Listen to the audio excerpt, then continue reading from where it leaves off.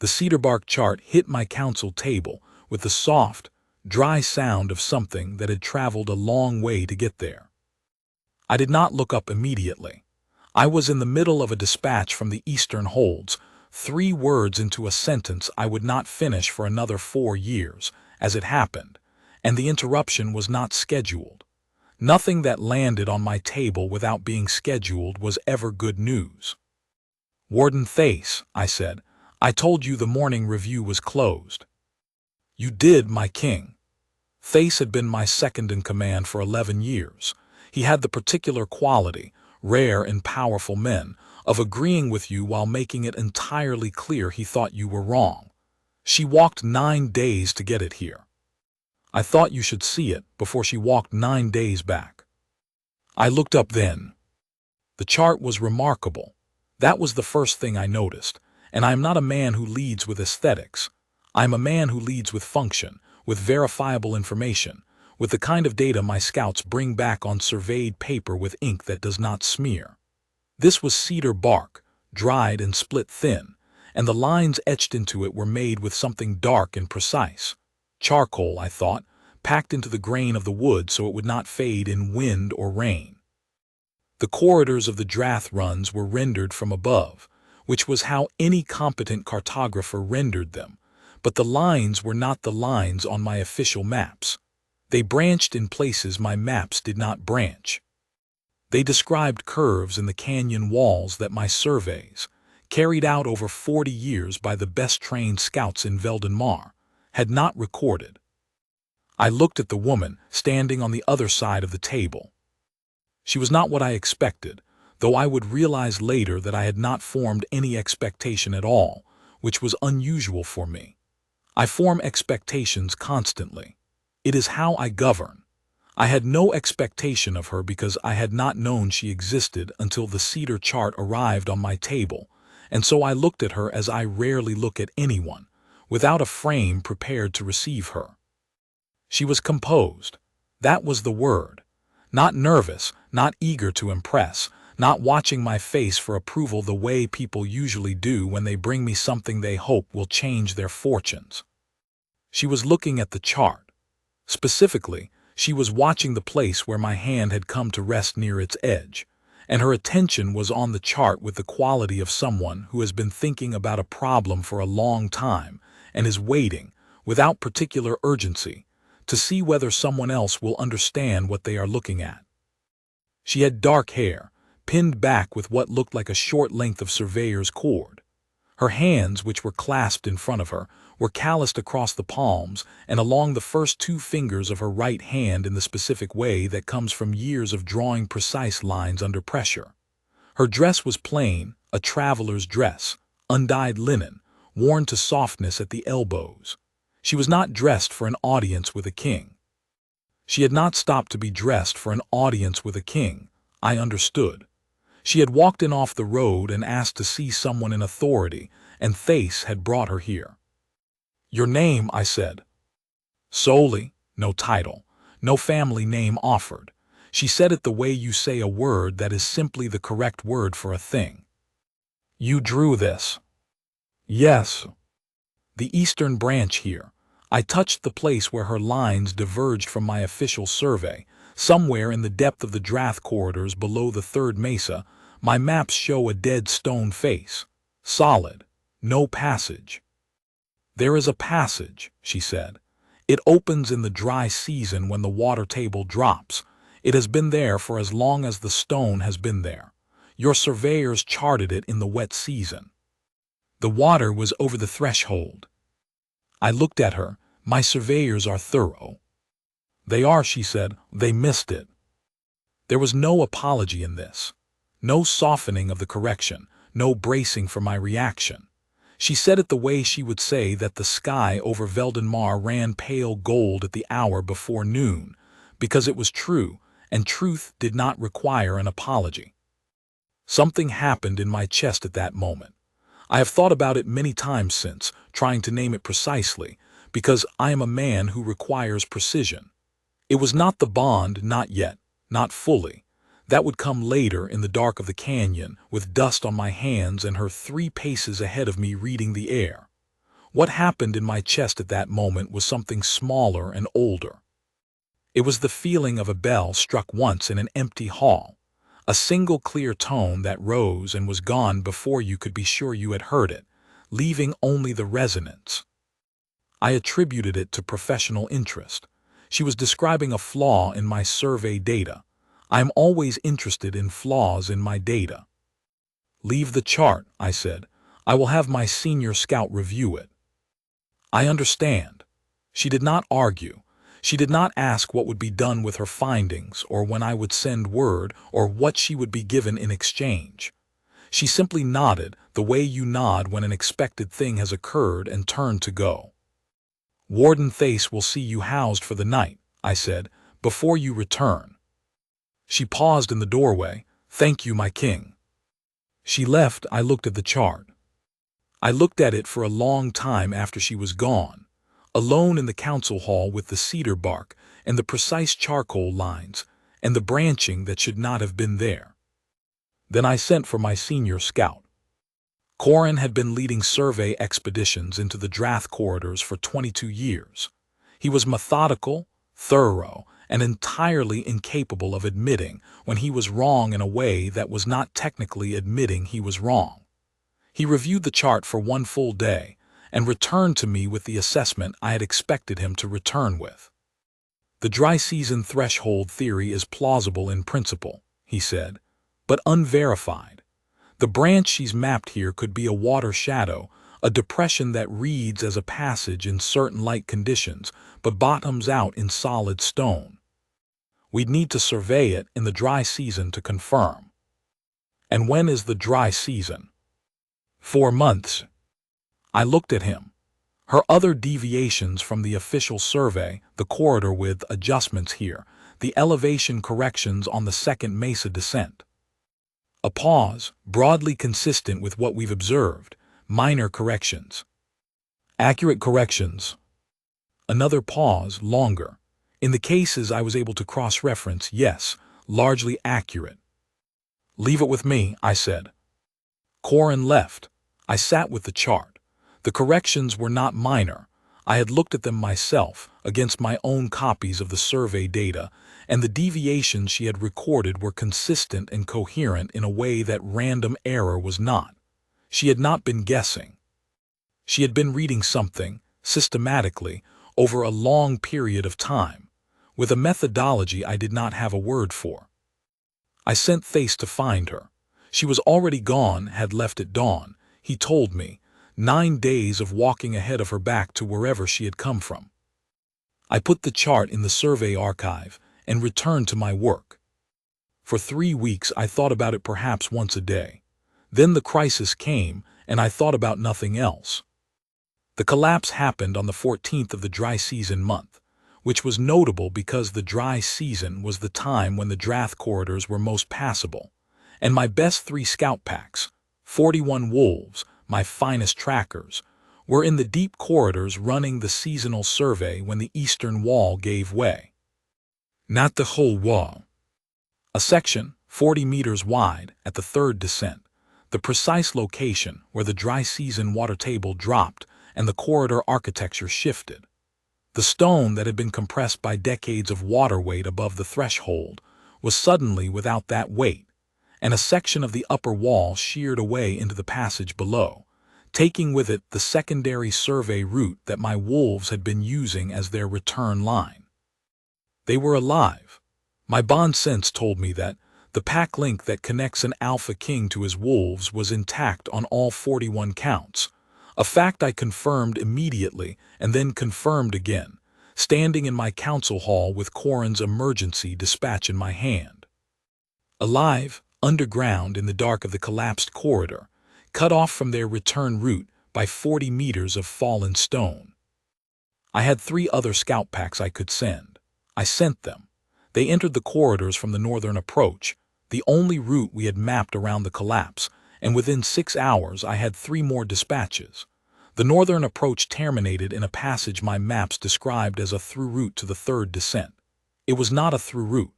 The water table had been dropping for 11 dry seasons, and the stone had shifted in ways my maps, surveyed in the wet season, had not recorded. My wolves were in the deep corridors. I had no reliable map of what the corridors looked like now. And the dry season gave me perhaps 18 days before the water began to rise again. It was Thace who said it. He waited until the council had cleared and it was only the two of us, and then he said, "The woman's chart, the dry season branch she mapped below the third mesa." I was already thinking it. We don't know if her passage is real. "No," he said, "but we know your passage is blocked, and she has been walking those corridors in the dry season for I asked around, my king, when she came here. She has been charting the Drath runs every dry season for 6 years. Alone, on cedar bark because surveyor's paper doesn't survive the dust." 6 years, I thought of her hands, the callousing on her right palm and her drawing fingers. 6 years of scratching precise lines into cedar bark in the dust and heat of the canyon corridors, with no one to survey alongside her, no one to carry the equipment she did not have, no one to tell her whether anyone would ever look at what she brought back. "Find her," I said. She arrived on the evening of the third day, which meant she had been walking toward us before Thace's rider reached her. She had heard about the collapse from a transport driver on the southern road and had turned around, he told me, on her own judgment. She arrived with a satchel of cedar bark charts that she laid out on my council table without being asked, moving the official survey maps aside with a respect that was also, quietly, a demotion. "Here," she said, tracing a line on the third chart from the left. "The dry season branch I showed you. It opens here." Her finger settled at a junction I had not been able to locate on any of my official surveys, and runs northeast for approximately 400 meters before it meets the secondary descent at the third mesa's lower level. If your wolves are below the collapse, they will be here. She touched a point on the canyon floor. The passage I mapped gives access from the western approach. You can reach them. My scouts surveyed that western approach, Corin said. He had been summoned. He was standing with his arms crossed. The branch doesn't exist on any of our surveys. It doesn't exist on surveys taken in the wet season, she said. She looked at him without hostility, without particular warmth, with the patient attention of someone who has made this point before and expects to make it again. The threshold is under water for approximately 8 months of the year. The passage reads as a hollow in the stone. Your surveyors would have noted it as a water shadow and moved on. In the dry season, the water drops 3 meters and the passage opens. I have walked it 6 times. We have no way to verify. Corin, my voice was not raised. It did not need to be. Leave us. He left. I looked at Soli. She had not looked at me during the exchange with Corin. She had looked at the maps, which was where the problem was. Now she looked at me, and I was struck again by the quality of her attention, precise, calm, without calculation. She was not trying to be useful to me. She was trying to get my wolves out of the ground. You've been in that passage, I said, 6 times. Yes. Could you guide us through it? Yes. At night with a search party. She considered this seriously, the way she considered everything, not performing consideration, actually doing it, turning the problem over and looking at its underside. The passage is narrow in places, 8 to 10 in the group maximum, and you'll want to move before dawn. The morning temperature change affects the air pressure in the corridors, and the passage reads differently in the first 2 hours of light. Better to be through it before that. She had thought about this, not just about whether she could guide us, about the mechanics of doing it safely. 6 years of walking alone in the dark of those corridors had given her a map not just of the stone, but of the air, the pressure, the rhythm of the rock's own slow breathing. The bell in my chest again, the single tone, clear and resonant, gone before I could catch it. We leave in 4 hours, I said. Be ready. She nodded. I will need my charts. You will have them. I paused. Soli, why did you come back? You had already walked 9 days to bring me that first chart. You had already been turned away. She looked at me, and for a moment I saw something in her face that was not the composed, outward attention she usually wore. Something older and more interior, a knowledge or the sense of a knowledge that she had not yet fully named. "I don't know exactly," she said. "I felt that I was needed here. I have felt it for 2 seasons, and I kept telling myself it was the corridors, that the maps were what drew me here. But it was not only the maps." She said it without drama, without invitation for me to respond to it. She said it the way she said everything, as a fact that was true, offered because the truth was useful. Then she gathered her charts and went to prepare. I stood for a long time in the council hall, alone, and did not know what to do with what I was feeling. We entered the western approach at the second hour before dawn, 8 of us, solely at the front, a lantern at her hip and the satchel of cedar charts across her shoulder, her right hand free. I had brought Thace and 6 of my senior wolves. I had not brought Corin. The corridor narrowed almost immediately. This was the part my scouts knew, a dry creek bed cut between walls of red stone, the cedar trees that gave the Drath its particular smell growing in crooked lines from the cracks in the rock above. After perhaps 200 meters, the official survey route ended at what the maps described as a rock face. In the lantern light I could see it. Solid stone, floor to ceiling, the end of the passage. Soli walked to it without slowing. She turned left where I would have seen only wall, and the wall was not wall. The stone angled in a way that created an apparent solid face from any approach except the precise one she had found.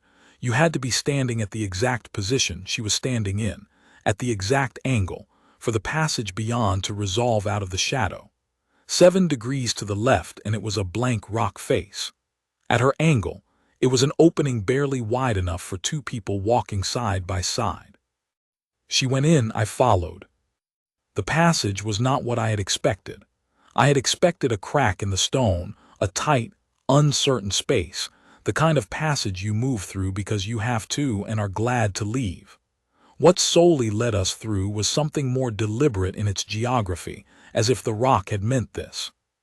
The walls were smooth in places, worn by the seasonal movement of water over centuries, and the corridor curved in a long, gentle arc that my body registered before my eyes did. The air was different inside, stiller, warmer, with the specific quality of enclosed stone that has been holding heat all day and is slowly releasing it. Soli moved with no hesitation. That was the thing I could not stop watching. She knew this space the way she knew the faces of people she had loved for a long time, not by consulting memory, but by having absorbed it so completely that her body moved correctly without being told. She touched the right wall here, bent her head there, paused at a junction I had not seen coming to read the air with a stillness that looked like listening. I watched her do it 3 times before I understood what she was listening for, the slight change in air movement where the corridor branched. She was reading the passage with her breath. We were perhaps 300 meters in when it happened. I felt it in my chest first. Not the bell this time, something fuller, lower, a warmth that began in my sternum and spread outward the way warmth spreads from a hearth when you first enter a cold room. My wolf, who had been alert and tightly leashed since we entered the passage, went very quiet. Not the quietness of a wolf preparing to fight. The quietness of a wolf recognizing something it has always known. My left wrist flared. Not hot, not painfully hot, warm. The specific warmth of the mate mark activating, which is a warmth I have felt described 100 times by bonded wolves in my pack, and had believed I understood as a concept without ever expecting to know it as an experience. It is not like being touched. It is like remembering a touch that happened before you were born, a warmth that has always been there, which you could not feel because nothing had yet told your body where to look. I looked at my wrist. In the lantern light just visible through my sleeve where the cloth had pulled back, the mark, amber-edged and faint, which had been on my wrist for I did not know. I pulled my sleeve back. I could not determine how long it had been there. Weeks, I thought, possibly longer. Possibly 2 seasons. She was 3 paces ahead of me. Her attention was on the corridor. Her satchel was on her right shoulder. Her left arm was at her side, and in the lantern's reach I could see her left wrist, and on her left wrist I could see the echo of what was on mine. She knew, she had said 2 seasons, that she felt she was needed here. She had not been talking about the maps. I said nothing. The passage was narrow and the air was precise, and she was guiding 41 wolves out of the ground, and I was not going to disrupt that. I followed. I watched the back of her head, the way she moved, the calloused right hand occasionally reaching to touch the wall, and I thought about a woman who had mapped her way through 6 dry seasons of unmapped stone, carrying her findings on cedar bark to a king who had sent her away with polite contempt, and then turned back on her own judgment when she heard he needed her. She had not come for the maps. She had come because something in her had always known the way. I followed her, and I did not speak, and my wrist was warm, and my wolf was entirely quiet, with the particular quiet of a creature that has been waiting a very long time and has just understood that the waiting is over. She found the junction she was looking for at the 400-meter mark, exactly as her chart described, a left-hand branch, lower ceilinged, that dropped in a gentle slope toward the third mesa's lower level. She paused here and held up her hand, and we all stopped. "The descent from here is approximately 60 meters, she said, quiet, directing her words down the passage ahead. "The floor levels at the base. From there, the open area to the right, if your wolves went to ground after the collapse, the instinct will have been to move away from the fall and toward a wider space. They will be to the right." Thace was beside me. "How do you know the pack instinct?" She looked at him. It was not quite a smile, not enough to be called that, but it was something in that direction. "My mother was a pack scout," she said. "She taught me what to listen for in the stone, and she taught me what wolves do when the stone fails them. They go where there is air." She led us down. The 60-meter descent was the tightest section of the passage, single file, one hand on the right wall, the left wall close enough to brush with the other elbow. The air changed as we descended, grew more complex, carrying layers of dust and the specific mineral smell of freshly fallen stone. And underneath it, just at the threshold of perception, the scent of my wolves. Alive, dusty, frightened, exhausted, and alive. Soli stopped at the base of the descent where the floor leveled and turned to me, and in that moment, in the lantern light at the bottom of the passage she had mapped alone for 6 years, I saw on her face what I had not seen there before: relief. Pure and complete and not hidden. She had not been certain, she had believed, but she had not been certain, and now she was, and the relief on her face was the most honest thing I had seen in a long time. "To the right," she said. I moved past her into the wider space. They were there, all 41, gathered in a cluster in the back of a natural chamber, the younger wolves in the center and the senior scouts at the outside, which was the pack formation for wading through danger. When I entered the chamber, the senior scout, a gray-muzzled wolf named Davin who had been with me for 15 years, raised his head and looked at me with the expression that older wolves get when they have been afraid and will not say so, and are glad. I went to him first. That is the alpha's first duty in a retrieval, the greeting, the settling of the fear. It took perhaps 20 minutes to move through the chamber, 41 bonds touched and steadied. When I turned back toward the passage entrance, Soli was standing at the edge of the chamber where the corridor opened into the wider space, and she was looking at the wolves with an expression that I had not expected: wonder. Not the wonder of someone seeing wolves for the first time. The wonder of someone who has spent years mapping the corridors that wolves use, learning the logic of wolf movement from a mother's stories, and is now seeing the logic made alive.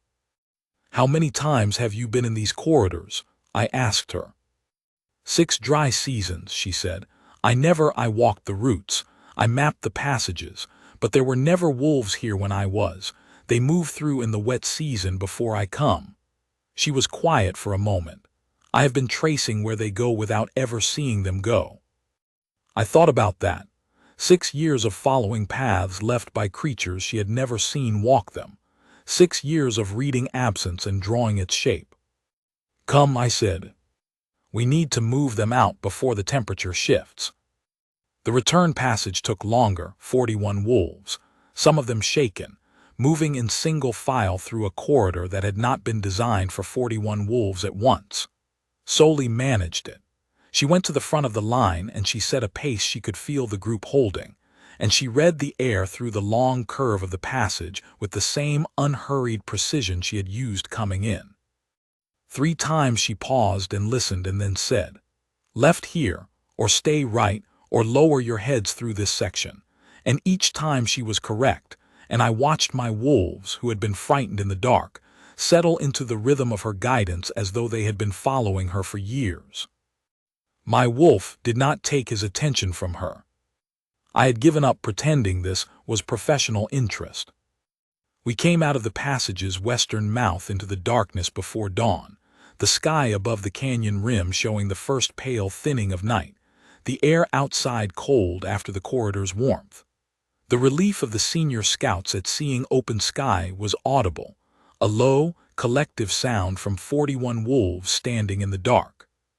Soli stood at the mouth of the passage and watched them come out, counting, and when the last wolf cleared the stone and she had her 41, she let out a long, slow breath and closed her eyes for a moment. Then she opened them and looked at me. "It was real," she said. Not to me specifically, to the fact of it, which had been theoretical for 6 years and was now real. "It was real," I said. "You were right." Something moved in her face. Not surprise exactly, more like the recognition of something she had waited for. "Your scouts will survey it properly now," she said. "The wet season threshold, the dimensions at various water table levels. It should be charted accurately." "It will be," I looked at her. The lantern light was behind her and her face was in the pre-dawn dimness and my wrist was still warm. "Soli, your left wrist." Her expression went still. Not frightened, still, in the way she was still when she was deciding what was true and what needed to be said. "You saw it," she said. "In the passage, yes." She turned her left wrist up. In the thinning dark, the mark was visible, faint amber, the echo shape that forms on a fated mate before the bond fully ignites, the resonance a wolf carries before they know what they are carrying.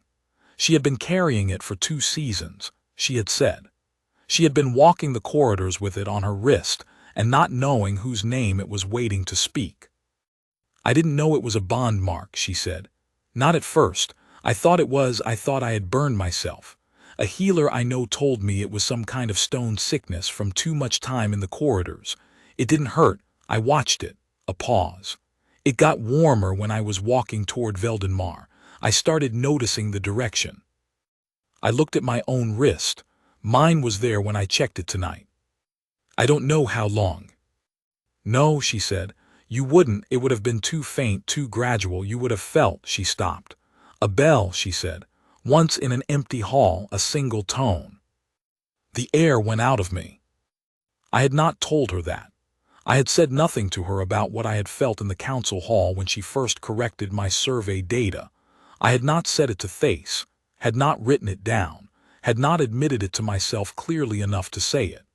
She knew it because she had felt the same thing at the same moment 9 days away on the southern road, and had not known what to name it either. We had both heard the bell, at the same moment, the bond confirming itself, reaching across the distance between us to say, "Here, this one, pay attention." I said, "You walked 9 days to bring me a chart I did not fully use." I felt I was needed. "And when you heard about the collapse, you walked back." "Yes." "Without being sent for." "I knew the passage was real," she said. "I knew it was what you would need. I didn't think about," she paused. "I thought about the wolves and I thought," another pause, longer. "I thought about you." The wolves were gathering behind me, settling in the dark, the post-retrieval exhaustion settling over 41 bodies. Thace was somewhere to my left, keeping a respectful distance that told me he had seen my wrist in the passage and had the sense to say nothing about it yet. The sky above the canyon rim was going from black to the deep gray blue that preceded dawn. I took her left hand in both of mine. I turned it over and looked at the mark in the pre-dawn light, and then I looked at my own wrist beside it, and the marks were the same, not the same shape, because the mate mark on a faded bond is not a copy but a resonance, two halves of the same frequency, but the same color, the same warmth, the same amber quality of something that has been waiting a very long time. "You have been mapping your way here for 6 years," I said. Her breath caught just slightly. "That is not," she stopped again. I watched her turn the fact over the way she turned every fact over, looking at its underside to see if it was true. "That is," another stop. Then quietly, "Yes. I am sorry it took me so long to open the door." "You opened it when it needed to be opened," she said. And then, after a moment, in a smaller voice that was the most unguarded thing I had heard from her, "Though I will not pretend the 9-day walk back was pleasant." I laughed. I cannot tell you the last time I laughed in the dark at the mouth of a canyon with my wolves around me, and dawn coming over the stone. I do not think I have a record of it because I do not think it had happened before. It was brief, and it was genuine, and it startled Thace enough that he took a step toward us before deciding it was not the emergency it sounded like. Soli looked at me with an expression that was, for the first time, not composed. She looked at me the way someone looks at a landscape they have been drawing from description and have now seen with their own eyes, finding it more than they imagined and also exactly as they imagined, and not knowing which of those things is more disorienting. "Come," I said. "I want you warm before the temperature changes." I will tell you what I said to my council, because it matters. We returned to Veldonmar Hold at mid-morning, 41 wolves retrieved, all alive, some with scrapes and one with a pulled shoulder that the pack healer took care of before noon. I called my senior council in the afternoon, when everyone had eaten and slept 2 hours and the immediate logistics were handled. Corin was there. He had the particular quality of face a man has when he knows he was wrong, and is bracing for someone else to say so. I did not make him brace for long. "The passage Soli mapped is real," I said. "It was the only viable route into the deep corridors under the conditions of the collapse. Without it, we would have lost 41 wolves to time and rising water." I looked at Corin. "I want the western approach resurveyed in full dry season conditions, led by a team that Soli briefs. She is to be given all the resources she asks for, an official surveyor's commission with my seal, and a workspace here in the hold if she wants it." Corin nodded. It was not a comfortable nod, but it was a real one. "More than this," I said, and the room went quiet in the way rooms go quiet when an alpha king is about to say something that will be repeated. She came to me 6 weeks ago with a chart that corrected the official survey in 47 specific points. I reviewed it, noted its accuracy, filed it, and let her walk back into the desert without acting on any of it. I let that sit. That was a failure of judgment on my part, a serious one. I am naming it because it is the truth, and because the wolves who spent 2 nights in the dark of the collapsed corridor deserve an accounting of why the passage that retrieved them was not already on our official maps. The room was very still. "Soli is the finest terrain reader working the Drath corridors," I said. "She has been doing so, on cedar bark, for 6 years, with no commission and no resources and no one sending for her. That ends today." I looked at her. She was standing near the door. She had positioned herself at the edge of the room, out of the formal seating, which told me she had not expected to be part of the council meeting at all. She met my eyes. Something in her face, not surprise precisely. The recognition, again, of a thing she had believed would eventually be true. I extended my left hand across the room toward her. My wrist was turned up. The mark was visible, gold-warm in the afternoon light, unmistakable to every wolf in the room who knew what they were looking at. The room understood immediately. A pack council reads a bond mark the way a trained scout reads a map, completely, and without needing to be told what it means. Corin's expression was several things at once. Thace, to his credit, simply looked unsurprised. "She is my fated mate," I said. "The bond is confirmed. She has been carrying it on her wrist for 2 seasons, walking 9-day roads to bring me information I did not deserve and returning without being asked when I needed her most. I kept my eyes on her. I am asking her now, in front of all of you." Soli crossed the room. She moved the way she moved through the corridors, without hesitation, without performance, with the calm precision of someone who knows where they are going because they have always known. She took my extended hand. Her left wrist turned up beside mine, the echo mark warm and golden and resonant. She looked at me. She had the most serious eyes I had ever looked into, and in them, behind the composure that was not coldness but simply the character of a person who has spent years being careful and precise, there was something that was not careful and not precise. Something that had been waiting 2 seasons in the dark of canyon corridors to come out into the light. "Yes," she said, quietly, simply, the way she said everything true. The room around us went entirely still, and then one by one, beginning, I noted with Davin, the gray-muzzled senior scout who had been first to raise his head when I entered the retrieval chamber. The wolves in my council bowed their heads. Not the performance of submission. The genuine thing, the recognition of a mate bond, the acknowledgement of something destined that had arrived. Corin bowed last. He was not graceful about it, but he did it. "I want to tell you one more thing, because it is the part of this that I return to most often." That evening, after the council had cleared and the hold had gone quiet with the particular quiet of 41 retrieved wolves sleeping in various locations around the building, I found Soli in the survey room. She had been given space there, a long table and access to the official maps and a proper lamp, and she was doing what she did, working. The cedar bark charts from her satchel were spread across the table, and she had a sheet of the hold's good surveyor's paper in front of her, and was transferring lines from bark to paper, with the precise, unhurried care of someone who has been doing a thing alone for years, and is not yet accustomed to having resources. I sat across the table from her. She looked up. "You do not have to do this tonight," I said. "I know," she said. "I want to. The northern approach needs to be recharted before the water table shifts and the window is—" She stopped, looked at me, let the sentence go. "I am not very good at stopping," she said. "I have been working for a long time by myself. It is a habit." "I know the habit," I said. "I have it also." She looked at me for a moment, and then she did something I had not seen her do in any of our encounters. She set the pen down. Completely.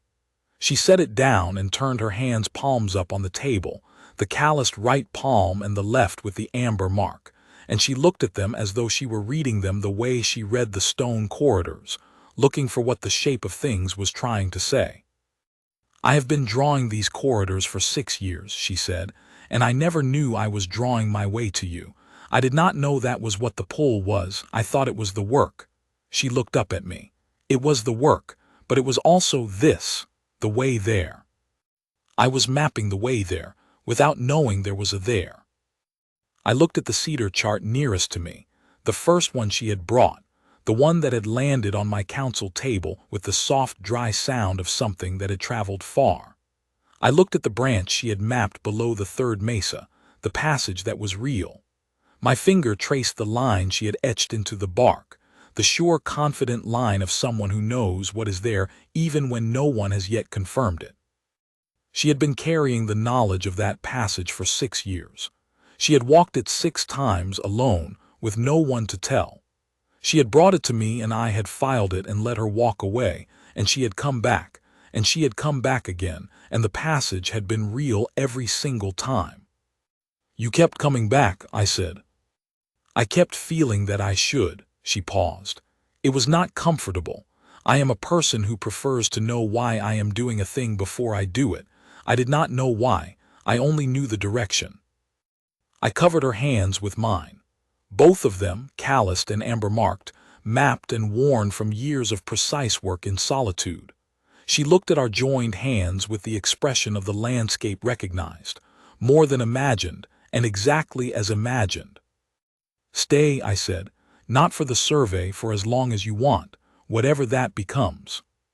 She was quiet for a moment, the particular quality of quiet she had when she was turning a thing over to look at its underside. "I would like," she said, "to chart the northern approach properly, with resources and a team and paper instead of bark." A pause. "And I would like to not walk 9 days alone again if that can be arranged." "I will see what I can do," I said. She looked at me, and the composure was still there. It was her character. It would always be there. But behind it something had settled that had been restless for a long time. 2 seasons of a mark on her wrist and no name for it. 6 years of following a pull through canyon corridors without knowing what she was following toward. She had arrived. She knew it. The knowing was in her face, the way a destination looks when you have been walking toward it for years and you can finally set down the map. She picked up the pen again eventually. She always would. But she was facing me when she did it, and the lamp was warm between us, and outside the hold window the first light of the moons was coming over the canyon rim, amber gold on the red stone, the Drath corridors breathing slowly in the dark below, the passage real and mapped and waiting to be known. I had been wrong about her once. I would not be wrong about anything that mattered again. She had been mapping her way to me for 6 years, one dry season at a time.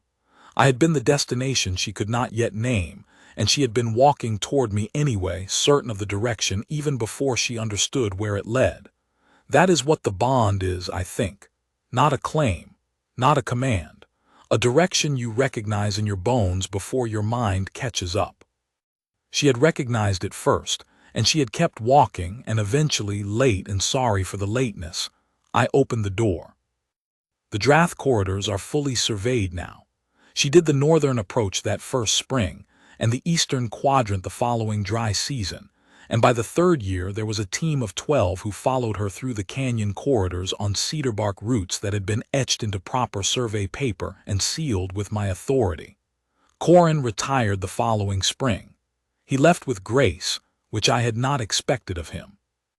On the night she finished the last chart, the great comprehensive map of the Drath runs that now hangs in the survey hall, every dry season passage accounted for, every wet season threshold marked, I found her in the survey room, as I had found her that first evening. She was looking at the first cedar bark chart she had ever brought me, which I had not filed and not lost but had kept, without fully understanding why, in the drawer nearest my chair in the council hall. She had her right finger on the line of the dry season branch below the 3rd mesa, tracing it the way I had traced it on the night I understood what she was. She did not say anything, neither did I. There is a kind of knowledge that does not require words, the kind you carry in your body before you can name it, the kind that knows the direction before it knows the destination. She had always had it. I was learning it from her. That is the thing I had not expected, that a king who had governed for 30 years by data and verification and the precise accountancy of known facts would find his education unfinished. She finished it. 1 corridor at a time, 1 dry season at a time, 6 years of cedar bark and a warmth on her wrist that she had not known to name. I know it now. I will know it for the rest of my life. She was drawing the way home long before either of us knew. There was a home to draw toward.